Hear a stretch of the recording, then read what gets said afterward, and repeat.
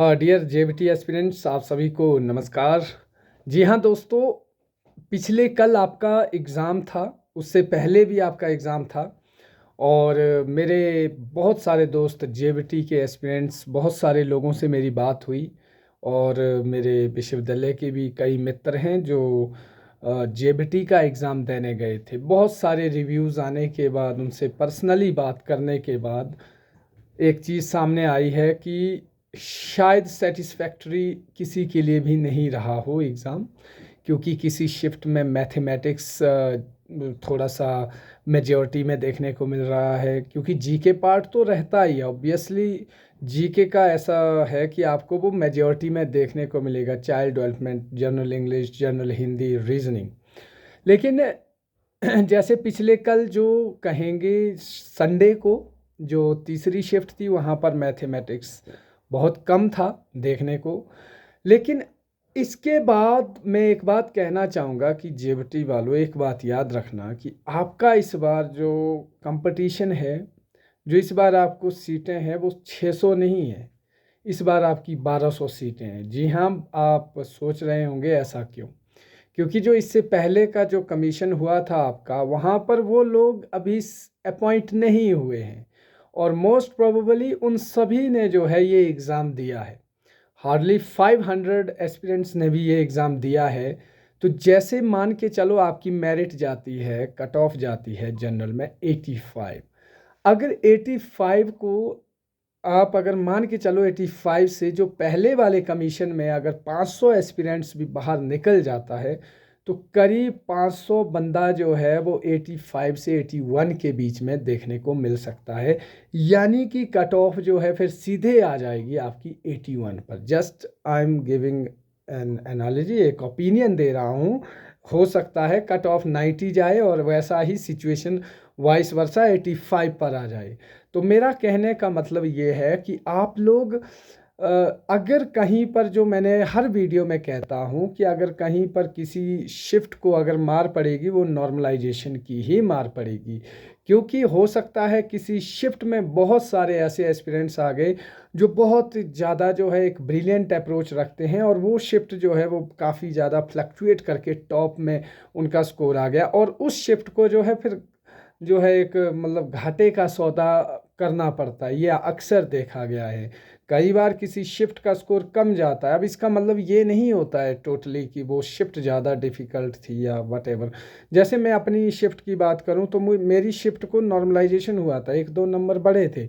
लेकिन पर्सनली मुझे वो अपनी शिफ्ट ज़्यादा डिफ़िकल्ट नहीं लगी थी। रीज़न अब क्या था, वो लोग, उनका पैरामीटर यही रहता है कि जिस शिफ्ट में जो है वो स्कोर कम कर रहे हैं, वो जो है शिफ्ट जो है वो इजी टफ कंसीडर की जाती है, और जहाँ पर जो है शिफ्ट में स्कोर जो है हाई किया जाता है, वो शिफ्ट इजी कंसीडर किया जाता है। तो टफ और इजी का ये जो फॉर्मूला है, ये एक खैर इसके ऊपर बाद में बात करेंगे। लेकिन यहाँ भी हम एक बात, जहाँ 11 शिफ्टों में एग्ज़ाम होगा तो नॉर्मलाइजेशन 4 से 5 क्वेश्चंस का देखने को ज़रूर मिलेगा। अगर आपको लगता है कि आपकी शिफ्ट में थोड़े से क्वेश्चन डिफ़िकल्ट थे या वट जो भी था आपको लगता है, तो अभी परेशान होने की आवश्यकता नहीं है। अभी रिज़ल्ट आएगा, अभी आंसर की आएगी, आंसर की आने दो। बहुत सारे मेरे मित्र ऐसा थोड़ा सा हतोत्साहित तो हुए हैं, थोड़ा सा परेशान तो हुए हैं। उनको यही कहना चाहूँगा कि अभी जो आपका कंपटीशन हुआ है वो 1200 सीटों के लिए हुआ है। इसके बाद क्योंकि इसका ज़्यादा असर नहीं देखने को मिलता। सपोज़ करो ये 1200, जो 600 पहले वाले हैं वो सिलेक्ट हो गए होते, वो उधर चले गए होते, तब भी जो मेरिट थी वो इसी रेंज की जानी थी। क्योंकि ये अक्सर देखा जाता है कि मेरिट जो है वो हमेशा जो है वो खिसकती नहीं है, वो ऊपर ही जाती है, साल दर साल वो ऐसे ही चलती है। तो यहाँ पर आप एक बात देखना, जैसे ही ये जो 500 से 600 लोग एक्सक्लूड होंगे, अगर मोस्ट प्रोबेबली तो ये है कि जो पहला जेबीटी एग्ज़ाम हुआ है उसका जो है विद इन दिस मंथ जो है सब कुछ हो जाएगा, परे हो जाएगा, डीबी एंड ऑल सब कुछ जो भी होगा।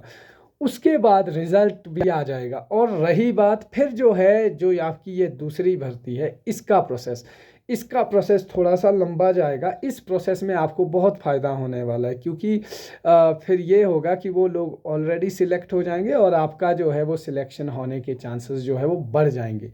EWS का भी बहुत बड़ा यहाँ पर जो है फैक्टर देखने को मिलेगा। आप देखना बहुत सारे EWS ऊपर चले जाएंगे, बहुत सारे ST SC मतलब जो स्कोर अच्छा करेगा वो ऊपर। तो यहाँ पर जो कट ऑफ दूसरी जो रिजर्वेशन कैटेगरी में है वो बहुत नीचे देखने को मिल सकती है। हालांकि कितने नीचे होगी इसका नहीं कह सकते हम। सपोज आप ये मत देखना कि 120 में से मैं 66 ले रहा हूँ तो वो 66 अच्छा स्कोर है, नहीं। आप 120 में से 50% देखो, 60 बनता है। आप 120 में से 80 स्कोर करो और देखो कितना बनता है। आप 120 में से 70 कर रहे हैं तो 58 बन रहा है। उसी तरीके से जब आप 80 स्कोर कर रहे हैं तो 68 बन रहा है। तो मेरा अभी से एक बात की गांठ बांध लो कि जेबटी वालों, आपको कम से कम चाहे कोई भी कैटेगरी हो, रिजर्व अनरिजर्व्ड की बात नहीं कर रहा हूँ, आपका स्कोर 68 होना चाहिए। मैं नहीं मानता कि आपका स्कोर जो है वो फिर 64 है, फिर आप आस लगाए बैठे हैं कि सर हमारा अभी EWS से कोई उम्मीद है या नहीं। अपनी उम्मीद को कंफर्म बनाना है तो माय डियर फ्रेंड्स, आपका स्कोर जो है वो 80 होना चाहिए। 80 मीन्स 80 प्लस या 80 या 78, इससे नीचे एक भी नंबर नहीं होना चाहिए।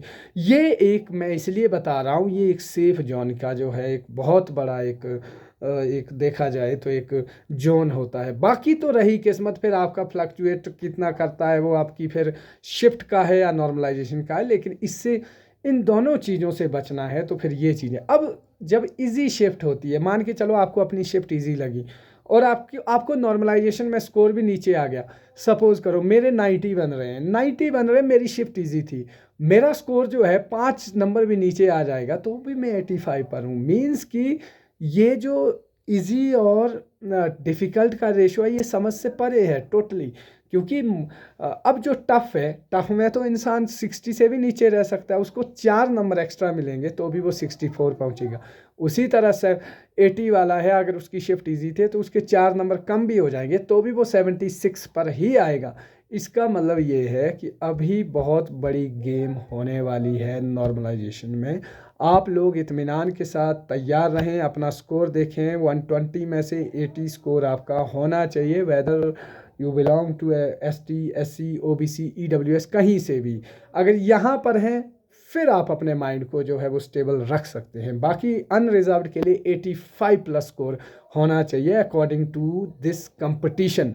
बाकी चीज़ें बाद की है, बाकी देखा जाए क्या होता है। मेरी तरफ से तो इतना है कि आप लोग और जोरों के साथ जिनका एग्ज़ाम है जाइए विद पॉजिटिव एटीट्यूड। कैसा आ रहा है ये चीज़ें देखने के बजाय और कैसा एग्ज़ाम आ रहा है क्या होगा, अब ये चीज़ें नहीं देखनी है।